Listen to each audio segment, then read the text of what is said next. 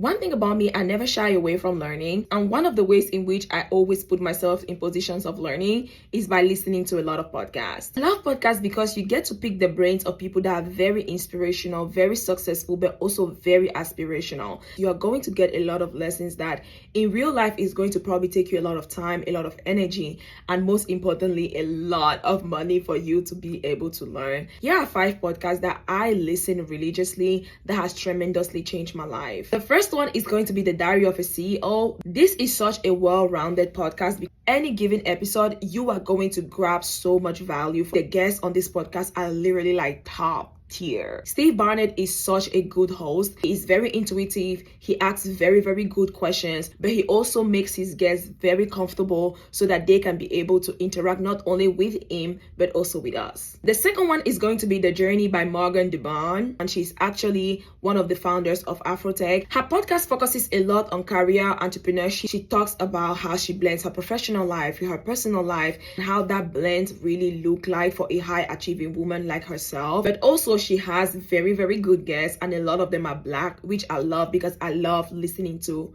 very successful Black people. The next one is going to be Friends That Invest. This podcast used to be called Girls That Invest. These are 2 girls that break down everything about investing, personal finance. One thing about finance is that it is a very male-dominated industry. A lot of times they want to take the simplest term and make it so astronomically difficult for us to understand. With this podcast, you get to get the digestible version of finance, how to invest, how to start investing, how to really build your wealth in order for you to be able to get comfortable in your life later on. The next one is going to be She Is Lucky by Les Alfred. This podcast used to be called The Balanced Black Girl. I've actually met Les Alfred before at an event, and she's like one of the sweetest person.